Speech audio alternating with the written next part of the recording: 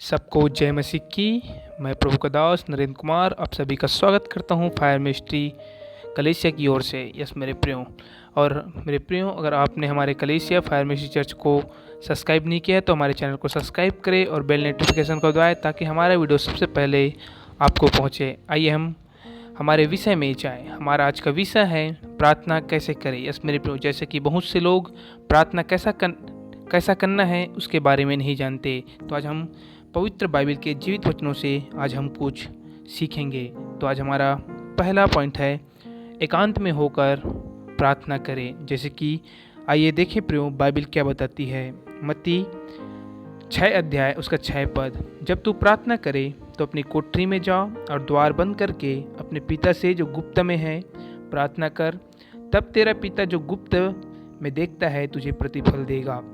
Yes मेरे प्रियो, जब हम प्रार्थना करें तो हमारा जो पिता है गुप्त में है उनसे हमें अकेले अपने रूम में, अपने कमरे में, अपनी कोठरी में जाके प्रार्थना करना है, ताकि हमारा जो परमेश्वर प्रभु यीशु मसीह हमारी प्रार्थनाओं को सुन के हमें उत्तर देगा। हम मनुष्य को दिखाने के लिए प्रार्थना नहीं करना है हमें, और परमेश्वर को दिखाने के लिए अपने कोठरी में जाके प्रार्थना करना है। और दूसरा, आत्मा और सच्चाई से प्रार्थना करें। यस मेरे प्रियो, जैसे कि हम देखते हैं यूहन्ना 4:23 और 24 इसके बारे में क्या बताता है। आइए हम पढ़ें प्रियो कि आत्मा और सच्चाई से कैसे प्रार्थना करें। जैसे कि बाइबल बताती है यूहन्ना 4:23 और 24 में ऐसा लिखा हुआ है, परंतु वह समय जब आता है, वरन अब भी है, जिसमें सच्चे भक्त पिता की आराधना आत्मा और सच्चाई से करेंगे, क्योंकि पिता अपने लिए ऐसे ही आराधकों को ढूंढता है। 24 पद, परमेश्वर आत्मा है और अवश्य है कि उसका आराधना करने वाले आत्मा और सच्चाई से आराधना करें। हाँ मेरे प्रियो, जैसे कि परमेश्वर हमें ऐसे आराधकों को ढूंढता है जो उसकी आत्मा और सच्चाई से पूरे दिल से दिखाने के लिए नहीं, मनुष्यों को दिखाने के लिए नहीं मेरे प्रियो, लेकिन परमेश्वर पिता को दिखाने के लिए अपने देह में अपनी आत्मा से भर के परमेश्वर की ओर प्रार्थना करता है। ऐसे आराधकों को हमारा परमेश्वर प्रभु यीशु मसीह ऐसे आराधकों को ढूंढता है और सच्चे भक्त की आराधना को वो ग्रहण करता है। और हमारा तीसरा पॉइंट है प्रियो, विश्वास के साथ प्रार्थना करें। यस मेरे प्रियो, हम कैसे विश्वास कर सकते हैं, हमारे जीवन में कैसे हम जब प्रार्थना करें तो विश्वास कर सकते हैं, तो इसके लिए हम लोग पढ़ेंगे प्रियो मरकुस रचित 11 अध्याय उसका 24 पद। यस मेरे प्रियो, बाइबल क्या बताती है, यहाँ पे लिखा हुआ है, इसलिए मैं तुमसे कहता हूँ, जो कुछ तुम प्रार्थना करके मांगो तो उसे प्रतीत कर लो, तुम्हें मिल गया और तुम्हारे लिए हो जाएगा। हालेलुया। यस मेरे प्रियो, बाइबल बताती है जब हम प्रार्थना करते हैं, जब आप प्रार्थना कर रहे हैं कोई भी बातों में, तो उसे जब आप प्रार्थना के दौरान जब आमीन बोलते हो उसे प्रतीत कर लो कि वह तुम्हें मिल गया है। संदेह ना करें मेरे प्रियो, क्योंकि हम जब भी प्रार्थना करते हैं तो हमारी प्रार्थनाओं को परमेश्वर सुन के हमें उत्तर देते हैं। इसलिए मैंने कहा कि तुम प्रतीत कर लो, क्योंकि हमारी प्रार्थनाओं को परमेश्वर सुन के उत्तर देता है। यस मेरे प्रियो, इसलिए हमें पूर्ण विश्वास होना चाहिए प्रभु यीशु मसीह में कि परमेश्वर हमारी प्रार्थनाओं को सुन के हमें उत्तर दे रहा है। और हम सीखेंगे प्रियो, जैसे कि चौथा पॉइंट बताता है एक दूसरे के लिए प्रार्थना करें। हाँ मेरे प्रियो, जैसे कि हम जानते हैं मसीह जीवन में हमें हमेशा एक दूसरे के लिए, अपने भाई के लिए जो बीमार है उनके लिए प्रार्थना करना चाहिए। तो आइए हम देखें मेरे प्रियो कि बाइबल इसके बारे में क्या बताती है। याकूब 5:16 को हम देखते हैं याकूब क्या लिखता है प्रार्थना के बारे में। जैसे यहाँ पे लिखा हुआ है, इसलिए तुम आपस में एक दूसरे के सामने अपने अपने पापों को मान लो और एक दूसरे की प्रार्थना करो, जिससे चंगे हो जाओ। धर्मी जन की प्रार्थना के प्रभाव से बहुत कुछ हो सकता है। हाँ मेरे प्रियो, जैसे कि हम प्रार्थना करते हैं किसी अन्य व्यक्ति के लिए, अपने भाई के लिए जो बीमार है, जो परेशान है, तो अगर हम एक मन होके किसी विषय के प्रार्थना करते हैं तो हमारा परमेश्वर हमें सुन के उत्तर देता है। इसलिए हमें एक दूसरे के लिए निरंतर प्रार्थना करते रहना चाहिए। यस मेरे प्रियो, हमारा 5वां पॉइंट है समर्पण और धन्यवाद के साथ प्रार्थना करना चाहिए।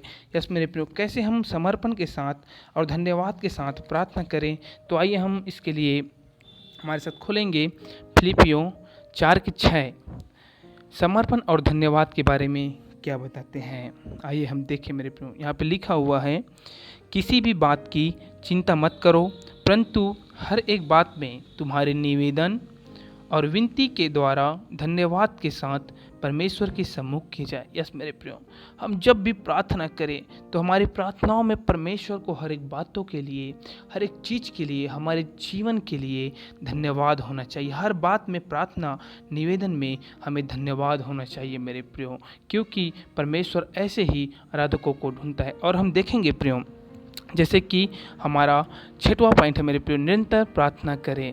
इसके लिए बाइबल क्या बताती है, इसके लिए हम लोग देखेंगे फर्स्ट थिस्सलुनीकियों 5:17। इसमें क्या बताते हैं, आइए हम देखें।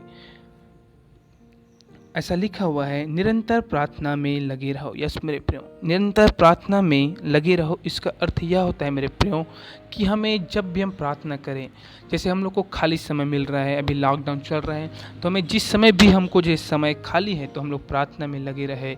मैं एग्जाम्पल देना चाहूँगा, बिली ग्राहम। आप लोग सभी बिली ग्राहम को जानते हो मेरे प्रियो। जब उसको पूछा गया कि आपके सक्सेस होने का राज क्या है, तो उसने 3 वर्ड में बहुत ही अच्छा आंसर सामने वाले पूछने वाले को दिया मेरे प्रियो। उसने कहा, पहला आंसर प्रार्थना, दूसरा भी बोला प्रार्थना, और तीसरा भी बोला प्रार्थना। यस मेरे प्रियो, अगर हमारे जीवन में निरंतर प्रार्थना है तो हम एक परमेश्वर के मार्ग को, एक परमेश्वर की सच्चाई को जान सकते हैं। इसलिए बाइबल बताती है, फर्स्ट थिस्सलुनीकियों 5:17 में लिखा है, निरंतर प्रार्थना करते रहे।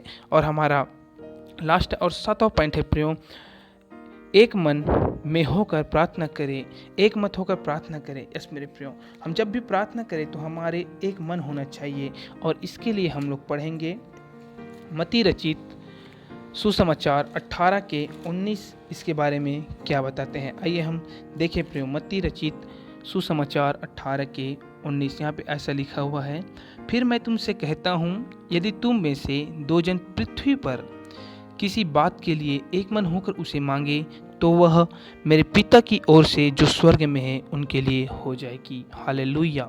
यस मेरे प्रिय, अगर हम परमेश्वर से, चाहे पति पत्नी हो या हमारा एक परिवार हो, अगर हम लोग एक जगह इकट्ठा होके अपने घर में या कहीं भी हम इकट्ठा होके एक विषय के लिए अगर हम प्रार्थना करते हैं तो परमेश्वर हमें उसका उत्तर हमें देता है। क्योंकि यहाँ बताता है बाइबल, यदि तुम में से 2 जन पृथ्वी पर, इस पृथ्वी पे 2 जन भी व्यक्ति अगर एक विषय के लिए एक मन होकर उससे प्रार्थना करे तो हमारा जो पिता है स्वर्ग में, वह हमें अपनी आंसर, हमारी प्रार्थना का आंसर देते हैं। इसलिए मैंने कहा प्रियो, एक मन होके हमें प्रार्थना करना चाहिए।